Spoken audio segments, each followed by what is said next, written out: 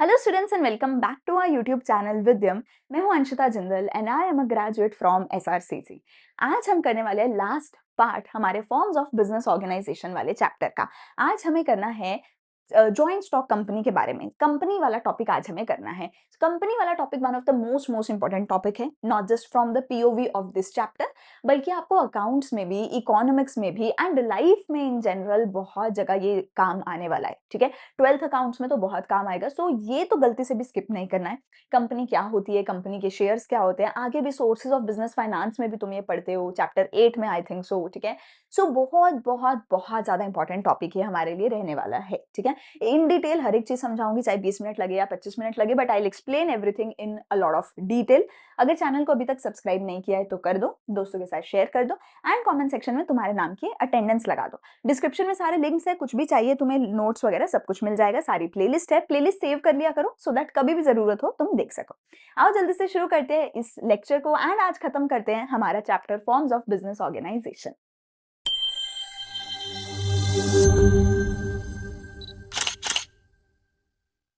समझते हैं कि जॉइंट स्टॉक कंपनी क्या होती है, किसको बोला जाता है। ठीक है, तो पहले डेफिनेशन देखो। As per section 2 subsection 20 of companies act 2013, क्या होती है company? A company means company incorporated under this act और any other previous company law. तो ये जो मेरा कंपनीज एक्ट है, ये कहता है कि इस कंपनीज एक्ट के अंडर जो भी बिजनेस तुमने रजिस्टर करवा दिया उसको हम कंपनी बोलेंगे, या इससे पहले वाला किसी भी कंपनी लॉ में अगर तुमने अपने बिजनेस को रजिस्टर कराया है तो हम उसको कंपनी बोलेंगे। इससे हमें समझ आता है कि एक कंपनी को रजिस्टर करवाना बिल्कुल ही कंपलसरी होता है और किसके अंडर, कंपनीज एक्ट के अंडर रजिस्टर कराना एक कंपनी फॉर्म ऑफ बिजनेस को कंपलसरी होता है। बेसिकली अभी तक मैंने तुम्हें क्या कहते हैं, सोल प्रोप्राइटर पढ़ा दिया, हिंदू फैमिली पढ़ा दिया, पार्टनरशिप पढ़ा दिया, सोसाइटी पढ़ा दिया। इतना सब फॉर्म ऑफ बिजनेस होने के बाद भी एक कंपनी फॉर्म ऑफ बिजनेस की जरूरत क्यों पड़ी? सबसे बड़ा रीजन ये था कि इन सभी में ना सोल प्रोप्राइटर में एक ही बंदा है, इसमें सिर्फ एक ही फैमिली है, पार्टनरशिप में भी मैक्सिमम 50 पार्टनर है, सोसाइटी में भी लोग वही होते हैं जिनका इंटरेस्ट सिमिलर होता है, सिमिलर है ना, कॉमन वेलफेयर के लिए वो काम करते हैं। तो अगर इनमें से कोई भी फॉर्म में देखूं, वो एक बहुत ही बड़े लेवल के, नेशनल लेवल के, इंटरनेशनल लेवल के बिजनेस को बनाने के लिए सूटेबल नहीं है।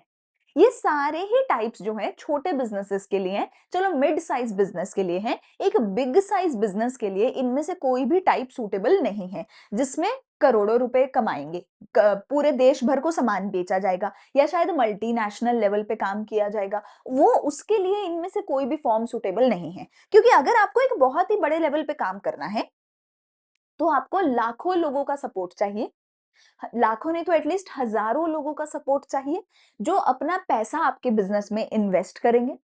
और करोड़ों रुपए जब आप बिजनेस में फिर इन्वेस्ट करवा लोगे, उसके बाद जब आप बहुत बड़े लेवल पे बिजनेस करोगे, तभी तो करोड़ों का बिजनेस बना पाओगे। 2-4 लाख इन्वेस्ट करके आप करोड़ों का बिजनेस नहीं बना पाओगे। सो अगर आपको बहुत बड़े लेवल पे काम करना है, बहुत बड़े लेवल पे बिजनेस करना है, so you have to form a joint stock company. Joint stock company के अंदर क्या होता है, कोई लिमिट ही नहीं होती है। आप चाहो तो हजारों लोगों से इसमें पैसा इन्वेस्ट करा सकते हो, चाहो तो 10,000 हो, चाहो तो 1 लाख लोग हो, 10 लाख लोग हो, कितने भी लोग एक कंपनी के अंदर पैसा इन्वेस्ट कर सकते हैं। होता क्या है, एक कंपनी के अंदर होता क्या है बेटा, एक किसी भी बिजनेस के अंदर पैसा इन्वेस्ट किया जाता है।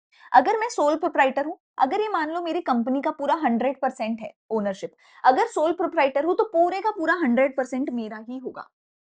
अगर मैं दो पार्टनर हैं, अगर हम दो पार्टनर हैं तो क्या होगा, ये टोटल है, इसका 50% आधा मेरा होगा और 50% आधा प्रॉफिट मेरे पार्टनर का होगा। आधा पैसा मैं इन्वेस्ट करूंगी, आधा पैसा मेरा पार्टनर इन्वेस्ट करेगा। 50-50% इन्वेस्ट करेंगे, 50-50% दोनों प्रॉफिट और लॉस का शेयर करेंगे। लेकिन अगर मैं कहती हूँ कि ये मेरी पूरी 100% है कंपनी की ओनरशिप, इसमें से छोटे छोटे छोटे छोटे छोटे छोटे हिस्से करके लोगों में बांट दूं, किसी को 1% ओनरशिप दे दूं कि तू 1% इन्वेस्टमेंट दे और जितना भी प्रॉफिट होगा उसका 1% हिस्सा तू ले लियो।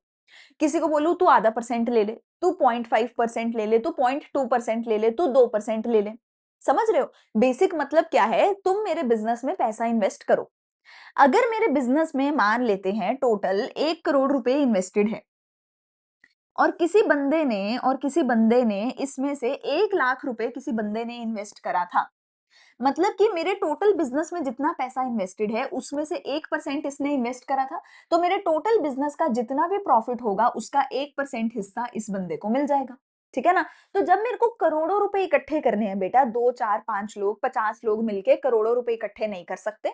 उस केस में मैं पब्लिक को ओपन ऑफर दे देती हूँ कि डियर पब्लिक, मैंने एक कंपनी खोली है, जो भी इस कंपनी में पैसा इन्वेस्ट करेगा, जितना परसेंट इन्वेस्ट करेगा उतना तेरे को मैं प्रॉफिट या लॉस का शेयर दे दूंगा। उसको हम क्या बोलते हैं? Company form. और कंपनी में इसको हम क्या बोलते हैं? शेयर्स। कि तुम्हें मेरी कंपनी का 1% शेयर मिला, 2% शेयर मिला, आधा परसेंट शेयर मिला। शार्क टैंक पे भी अगर तुम देखते हो वो अपनी कंपनी के शेयर बेच रहे होते हैं कि 10% इक्विटी ले लो और 50 लाख रुपए मुझे दे दो। ठीक है? ये एक कंपनी फॉर्म ऑफ बिजनेस के अंदर होता है। ये कंपनी फॉर्म ऑफ बिजनेस के अंदर होता है कि उसका जितना टोटल ओनरशिप है उसके बहुत सारे छोटे-छोटे, छोटे-छोटे, छोटे-छोटे हिस्से कर दिए जाते हैं। बहुत सारे छोटे-छोटे, छोटे-छोटे हिस्से कर दिए जाते हैं, लोगों में बाँट दिए जाते हैं। आप जितना पैसा इन्वेस्ट करेंगे, उतना परसेंट आपको प्रॉफिट या लॉस का हिस्सा मिलेगा। अच्छा, कंपनी में ये बात बहुत अच्छी है कि आज आपने पैसा इन्वेस्ट किया, कल आप चाहते हो यार मेरा बस हो गया, मुझे अपने पैसे वापस चाहिए, तो आप अपना शेयर किसी और के नाम पे बेच सकते हो। आपने अपना शेयर मुझे बेच दिया, कल को मैं अपना शेयर किसी और को बेच सकती हूँ। तो मुझे जब भी कंपनी से एग्जिट करना है मैं कर सकती हूँ, मैं अपने शेयर किसी भी दूसरे बंदे को बेच सकती हूँ। स्टॉक मार्केट के थ्रू ये सारा काम होता है। अभी हम उस पे नहीं जा रहे, पर आपने सुना ही होगा स्टॉक मार्केट, मम्मी पापा का पैसा लगाते होंगे।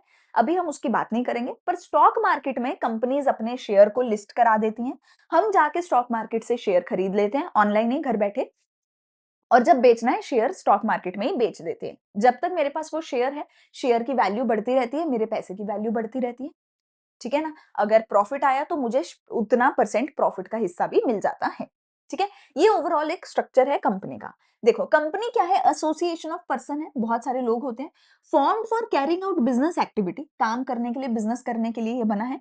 और इसका एक लीगल स्टेटस है इंडिपेंडेंट ऑफ इट्स मेंबर। इसका एक लीगल स्टेटस है इंडिपेंडेंट फ्रॉम इट्स मेंबर, बोले तो इसका एक सेपरेट लीगल एंटिटी है।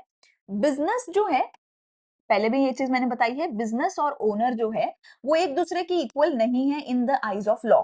लॉ बोलता है, कोर्ट बोलती है कि मेरे अकॉर्डिंग जो बिजनेस है ना, ये एक आर्टिफिशियल पर्सन है।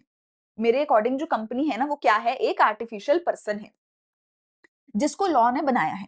अब अगर इस कंपनी ने फ्रॉड किया तो इस कंपनी की, ये भी तो एक इंसान है, इस कंपनी के ऊपर केस किया जाएगा, इस कंपनी के मालिक के ऊपर केस नहीं किया जाएगा। अगर रिलायंस ने तुम्हारे साथ फ्रॉड किया तो तुम रिलायंस पे केस करोगे, अंबानी जी पे केस नहीं करोगे। अंबानी जी अपने बच्चे की शादी में नाच रहे हैं, उनको कोई फर्क नहीं पड़ रहा। उनको ना तो पुलिस पकड़ेगी, ना ही पुलिस सवाल जवाब करेगी, ना ही उनको जेल में डालेगी। तुम्हें अगर कंपनी से दिक्कत है, तुम कंपनी पे केस करो, क्योंकि company in the eyes of law अपने आप में एक पर्सन है जो कि टोटली सेपरेट है फ्रॉम द ओनर्स। और ओनर तो बेटा वैसे भी हजारों लाखों लोग होते हैं ना, किस किस को पकड़ेगा सरकार? पुलिस किस किस को पकड़ेगी? सो इसीलिए business, a company is totally separate from the owner. ठीक है? In the eyes of law जो ओनर होते हैं उनको शेयर होल्डर बोला जाता है, जो कंपनी के शेयर्स खरीदते हैं पैसा देके। और अब लाखों शेयर होल्डर हैं, लाखों लोगों ने कंपनी के शेयर खरीदे हैं, पैसा लगाया है, तो सब लोग तो मैनेजमेंट नहीं कर सकते ना कंपनी के साथ मिलके। तो मैनेजमेंट के लिए हम किसको रखते हैं? बोर्ड ऑफ डायरेक्टर को, जो कि चीफ मैनेजिंग बॉडी है, जिसको इलेक्ट करते हैं शेयर होल्डर। शेयर होल्डर साथ मिलके इलेक्शंस करते हैं और बोर्ड ऑफ डायरेक्टर में 10-15 लोगों को, 5-10 लोगों को सिलेक्ट करते हैं। ठीक है? 5-10 लोगों को सिलेक्ट करते हैं और फिर वो बोर्ड ऑफ डायरेक्टर जो है वो हाईएस्ट मैनेजमेंट है, जो पूरी कंपनी को चला रही है हमेशा हमेशा के लिए। ठीक है? The capital of the company, capital मतलब जो ओनरशिप है, जो पैसा बिजनेस में लगाया है, is divided into smaller units called share, है ना? पूरी कैपिटल को छोटे छोटे शेयर्स में डिवाइड कर दिया, हर शेयर एक एक बंदे ने खरीद लिया, जो कि ट्रांसफर्ड होते हैं फ्रीली। हर बंदा अपने शेयर को फ्रीली स्टॉक मार्केट में जाके बेच सकता है। आज शेयर मेरे पास है, कल को मुझे बेचना है, मैं शेयर मार्केट में लॉग इन करूंगी, लॉग इन करके स्टॉक सेल कर दूंगी। बहुत लोग बैठे होते हैं खरीदने वाले, कोई ना कोई खरीद लेता है। करोड़ों लोग हैं हमारे देश में, कोई ना कोई स्टॉक खरीद लेता है। तो फ्रीली ट्रांसफर हो सकते हैं, एक शेयर होल्डर अपना स्टॉक दूसरे को बेच सकता है, एक्सेप्ट इन अ प्राइवेट कंपनी। इसको अभी छोड़ दो, इसके ऊपर मैं बाद में आती हूँ। ठीक है? अभी के लिए क्या है, शेयर ट्रांसफर करे जा सकते हैं। फीचर देखे तो कंपनी एक आर्टिफिशियल पर्सन है। आर्टिफिशियल पर्सन मतलब सरकार कहती है कंपनी इसको लॉ ने बनाया है। जैसे तुम लोग नेचुरल पर्सन हो, तुम्हें भगवान ने बनाया है, ऐसे ही कंपनी को लॉ ने बनाया है, ये आर्टिफिशियल पर्सन है। ये अपने आप में एक सेपरेट लीगल यूनिट है जो ओनर से टोटली डिफरेंट है। ठीक है। सॉरी। इसका और ओनर का आपस में कोई लेना देना नहीं है। अगर कंपनी ने फ्रॉड किया है तो हम कंपनी के ऊपर ही केस करेंगे, ओनर पे केस नहीं करेंगे। इसका फॉर्मेशन कैसे होता है? कंपनीज एक्ट 2013 के अंदर तुम्हें कंपलसरी है रजिस्टर करना, उसके बिना तुम नहीं कर सकते कुछ भी। ठीक है। परपेचुअल सक्सेशन है। मेंबर में come member may go, company shall go on forever. Perpetual succession मतलब एक शेयर होल्डर ने शेयर खरीदा, कल उसने बेच दिया दूसरे को, दूसरा शेयर होल्डर आ गया, उसने बेच दिया तीसरे को, तीसरा शेयर होल्डर आ गया, उसने बेच दिया चौथे को। शेयर होल्डर तो घूमते रहते हैं, घूमते रहते हैं, रोज लोग शेयर बेचते हैं, खरीदते हैं, खरीदते हैं, बेचते हैं। कंपनी को उससे कोई फर्क नहीं पड़ता, कंपनी अपना चल रही है, ये शेयर होल्डर अपना खेल रहे हैं आपस में। शेयर क्यों बेचते हैं? जब शेयर का प्राइस बढ़ जाता है तो हम उसको बेच देते हैं। ठीक है, बेसिकली। पर कंपनी को उससे कोई लेना देना नहीं है। कंपनी कहती है मैं तो चल रही हूँ, मैं तो अपना बिजनेस कर रही हूँ, जब तक मैं बैंकरप्ट नहीं हो रही हूँ, जब तक मेरा काम अच्छा चल रहा है हम चलेंगे। कोई भी शेयर होल्डर आए या जाए, कंपनी चलती रहेगी। कंपनी ने अपने शेयर बेच दिए, तुम वो शेयर कंपनी को वापस नहीं कर सकते। तुम्हें शेयर बेचना है तो किसी बंदे को बेचो, कंपनी वापस नहीं लेगी वो शेयर। ठीक है ना। सो कंपनी कहती है मेरे को तो पैसा मिल गया, अब तुम्हें पैसा चाहिए वापस, किसी और को बेच दो अपने शेयर। सो मेंबर में come member may go, company हमेशा हमेशा के लिए चलती रहेगी until and unless company he bankrupt हो गई। जैसे बायजूस है, बायजूस खुद ही बैंकरप्ट हो गई। ठीक है ना, तब वो बंद हुई। शेयर होल्डर्स के आने जाने से कंपनी को फर्क नहीं पड़ेगा। ठीक है। कंट्रोल कौन करता है? शेयर होल्डर वोट करते हैं मीटिंग में और डिसीजन लेते हैं, पर एक्चुअल में डे टू डे मैनेजमेंट कौन करता है? बोर्ड ऑफ डायरेक्टर करते हैं। शेयर होल्डर तो साल में एक बार मीटिंग करते हैं, उसमें वोटिंग कर लेते हैं कोई भी इंपॉर्टेंट काम के लिए, पर board of director day to day management करते हैं। हर एक शेयर होल्डर की लिमिटेड लाइबिलिटी होती है। तुमने अगर 10,000 रुपए लाके लगा के शेयर खरीदा है तो तुम्हारा मैक्सिमम वो 10,000 ही डूबेगा, उससे ज्यादा तुम्हारा कुछ भी डूबेगा नहीं। कॉमन सील होती है जो कि स्टैंप ऑफ द कंपनी होती है। कंपनी का कोई भी डॉक्यूमेंट है उस पे कंपनी की कॉमन सील यानी कंपनी की स्टैंप लगाई जाती है। देखो मैंने बोला ये एक इंसान है, अरे तुम इंसान की तरह साइन थोड़ी कर सकती है, कंपनी है तो एक्चुअल में कुछ नहीं, कंपनी एक्चुअल में थोड़ी ना इंसान है, तो कंपनी इंसानों की तरह साइन तो नहीं कर सकती। तो कंपनी क्या क्या करती है? कंपनी अपना एक स्टैंप बना लेती है। अब क्या है, कंपनी का साइन भी बन गया स्टैंप। तो कंपनी अब किसी के साथ भी कॉन्ट्रैक्ट कर सकती है, कंपनी पे कोई केस कर सकता है, कंपनी किसी पे केस कर सकती है, कंपनी लैंड खरीद सकती है, लैंड बेच सकती है। कैसे? कोई भी डॉक्यूमेंट पे कंपनी साइन कर सकती है, बस कंपनी अपनी स्टैंप लगा देगी। मतलब बोर्ड ऑफ डायरेक्टर्स कंपनी की स्टैंप लगा देंगे, अगर स्टैंप लगा दी मतलब ये कंपनी का सिग्नेचर है, कंपनी ने हाँ कर दिया है। ठीक है। रिस्क बियरिंग, सारे शेयर होल्डर मिलकर रिस्क बियर करते हैं। ये हो गए हमारे फीचर्स। मेरिट्स डीमेरिट्स की बात करें तो परपेचुअल एग्जिस्टेंस है, हमेशा हमेशा चलती रहती है कंपनीज। हर एक मेंबर की लिमिटेड लाइबिलिटी है, तुम अपने शेयर किसी को भी आगे सेल कर सकते हो। स्कोप फॉर एक्सपेंशन है, इसमें कोई लिमिट ही नहीं है, कितने भी लोगों को बुलाओ, कितने भी शेयर होल्डर्स हो सकते हैं। तो अगर तुम्हें और पैसे चाहिए और शेयर होल्डर से पैसा उठा लो। आज तुम्हें 10 करोड़ चाहिए था, लोगों को बोलो डियर पब्लिक मुझे पैसा चाहिए, लाइए मेरे शेयर खरीदिए, 10 करोड़ दीजिए, शेयर खरीदिए। अब शेयर की वैल्यू बढ़ेगी तो भी आपको प्रॉफिट होगा, मुझे प्रॉफिट हुआ वो भी मैं आपको बांट दूंगा, जितना परसेंट आपको आपने खरीदा है उतना परसेंट प्रॉफिट मिल जाएगा। लेकिन अगर कल को मुझे और पैसा चाहिए, कल को फिर से मुझे 10 करोड़ चाहिए, मैं फिर से बोलूंगी डियर पब्लिक फिर से मेरे शेयर खरीदो, फिर से मुझे पैसा दो। ठीक है। सो स्कोप फॉर एक्सपेंशन है, कोई लिमिट नहीं है, लाखों शेयर होल्डर हो सकते हैं, करोड़ों शेयर होल्डर्स हो सकते हैं। प्रोफेशनल मैनेजमेंट है, कौन? Board of director. वो बहुत ही पढ़े लिखे इंटेलिजेंट लोग होते हैं, टॉप कॉलेजेस से एमबीए करके आए होते हैं। प्रोफेशनल मैनेजमेंट होती है। पर कुछ डीमेरिट है। सबसे पहला डीमेरिट है कॉम्प्लेक्सिटी इंफॉर्मेशन, इसको फॉर्म करना सबसे बड़ी सिरदर्दी है। मोस्ट ऑफ द लोग कंपनी बनाते ही नहीं है, क्योंकि कंपनी बनाने का जो प्रोसीजर होता है बहुत लंबा, बहुत चौड़ा, बहुत महंगा, बहुत टाइम कंज्यूमिंग होता है। बहुत सरकारी चीजें आपको करनी पड़ती हैं। सरकारी अच्छे काम ऑब्वियसली इंडिया में नहीं होते, हमें पता है सरकारी कितना मुश्किल होता है काम करवाना। सो बहुत ही मुश्किल काम है एक कंपनी को रजिस्टर कराना, एटलीस्ट इन इंडिया।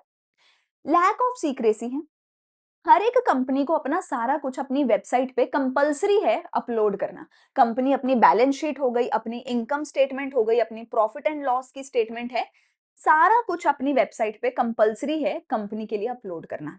सरकार ने बोल रखा है, तो कोई सीक्रेसी नहीं है।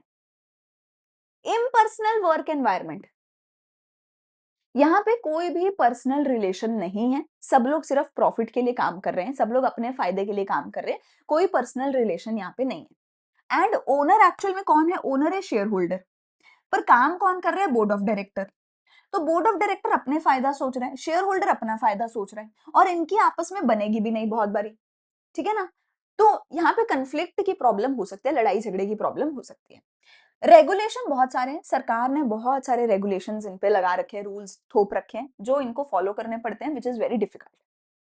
डिसीजन मेकिंग में डिले होता है क्योंकि बहुत सारे लोगों से बात करनी पड़ती है, बहुत सारे शेयर होल्डर से वोट कराना पड़ता है, तो काफी बार डिसीजन मेकिंग में दिक्कत हो सकती है, क्योंकि जितनी बड़ी कंपनी है उतने बड़े प्रोसीजर होंगे, तो प्रॉब्लम होती है, ठीक है? ये हो गए हमारे मेरिट्स एंड डीमेरिट्स, ठीक है? अब इसके बाद आगे देखते हैं हमारी क्या अलग अलग टाइप्स ऑफ कंपनी है। दो टाइप्स ऑफ कंपनी है, एक प्राइवेट, एक पब्लिक। प्राइवेट कंपनी क्या होती है, पब्लिक कंपनी क्या होती है? अभी तक मैंने जो कुछ तुम्हें बताया, वो सारा कुछ मैंने बताया अबाउट अ पब्लिक कंपनी, जिसको जब भी पैसा चाहिए वो पब्लिक से पैसा उठा सकती है, स्टॉक मार्केट में अपने शेयर बेचेगी, लोग शेयर खरीदेंगे। पब्लिक कंपनी में कोई लिमिट नहीं होती है, लाखों लोग, करोड़ों लोग शेयर आपके खरीद सकते हैं, ठीक है? अभी तक मैंने क्या बताया? पब्लिक कंपनी के बारे में बताया, ठीक है? अब public company is a company which is not a private company, वो एक प्राइवेट कंपनी नहीं है। As per the companies act, public company क्या होती है? इसके अंदर मिनिमम 7 मेंबर होने चाहिए और मैक्सिमम की कोई लिमिट ही नहीं है। इसके अंदर शेयर ट्रांसफर करने की कोई रिस्ट्रिक्शन नहीं है, आप अपने शेयर किसी को भी बेच सकते हैं। सरकार, पब्लिक कंपनी के, सॉरी, पब्लिक कंपनी एक सरकारी कंपनी नहीं होती है। पब्लिक कंपनी का मतलब है वो कंपनी जो पब्लिक से शेयर्स खरीद बेच कर सकती है, जिसको अलाउड है स्टॉक मार्केट में खुद को रजिस्टर करवाना, और वो स्टॉक मार्केट के थ्रू लाखों लोगों को अपने शेयर बेच सकती है। उस कंपनी को पब्लिक कंपनी बोला जाता है, ये सरकारी नहीं होती। जो सरकारी कंपनी है उसको गवर्नमेंट कंपनी बोला जाता है, ठीक है? इसको भी प्राइवेट इंडिविजुअल्स, आपके और मेरे जैसे लोग ही शुरू करते हैं, ठीक है? तो पब्लिक कंपनी में क्या है? मिनिमम 7 लोग होने चाहिए, मैक्सिमम की कोई लिमिट नहीं है। इसमें शेयर ट्रांसफर पे कोई रिस्ट्रिक्शन नहीं है। It is not prohibited from inviting the public to subscribe to it share. कहते हैं ये पब्लिक को इनवाइट कर सकती है कि आइए मेरे शेयर खरीदे, जो मैं कह रही हूँ ना, डियर पब्लिक, मुझे 10 करोड़ रुपए चाहिए, आइए मेरे शेयर खरीदिए और मुझे पैसा दीजिए, बदले में मेरे शेयर्स है ना आपको मिल जाएंगे, मेरी कंपनी के शेयर आपको मिलेंगे। तो ये इनवाइट कर सकती है पब्लिक को कि आइए मेरे शेयर खरीदिए, और इस पे कोई रिस्ट्रिक्शन नहीं है, ठीक है? However, a private company which is a subsidiary of a public company is also treated as a public company. कहते हैं अगर एक पब्लिक कंपनी की सब्सिडरी है जो एक प्राइवेट कंपनी है, तो उस सब्सिडरी को भी एक पब्लिक कंपनी ही माना जाएगा, ठीक है? इसमें minimum number of 3 board of director में 3 डायरेक्टर होने चाहिए, मिनिमम 3, ठीक है?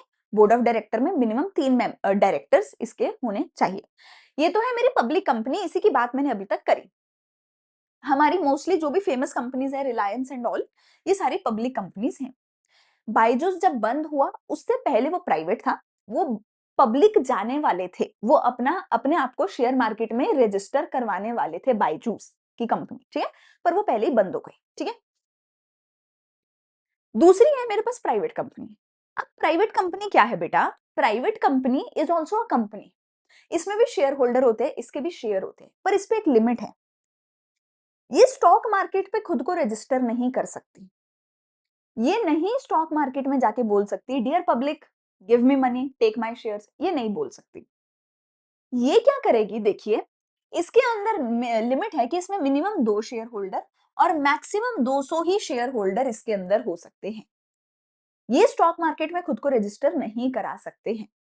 ये अपने शेयर कैसे बेचेंगे फिर? अपने दोस्तों को शेयर बेच दो, अपनी फैमिली को शेयर बेच दो, अपने जानने वालों को शेयर बेच दो, शार्क टैंक पे जाके अपने शेयर बेच दो, इन किसी भी इन्वेस्टर को अपने शेयर बेच दो। बस ये पब्लिक को स्टॉक मार्केट में जाके अपने शेयर नहीं बेच सकते, ठीक है? So private company means a company which restrict the right of the member to transfer the share. इसके मेंबर्स जाके पब्लिक को शेयर नहीं बेच सकते, क्योंकि स्टॉक मार्केट में लिस्टेड ही नहीं है, तो पब्लिकली अपने शेयर नहीं बेच सकती। मिनिमम 2 और मैक्सिमम 200 शेयर होल्डर हो सकते हैं। एक्सक्लूडिंग एम्प्लॉइज, एम्प्लॉइज नहीं शेयर होल्डर की बात हो रही है, मिनिमम 2 मैक्सिमम 200। ये पब्लिक को नहीं बोल सकती कि dear public come and give me पैसा, टेक माय शेयर, ये पब्लिक को नहीं, डज नॉट इनवाइट, ये इनवाइट नहीं कर सकती। एंड इसमें मिनिमम नंबर ऑफ डायरेक्टर होते हैं 2, इसमें मिनिमम नंबर ऑफ डायरेक्टर थे 3। इसके लिए क्या है, प्राइवेट लिमिटेड कंपनी को अपनी कंपनी के नाम के पीछे पीवीटी एलटीडी प्राइवेट लिमिटेड लिखना पड़ता है।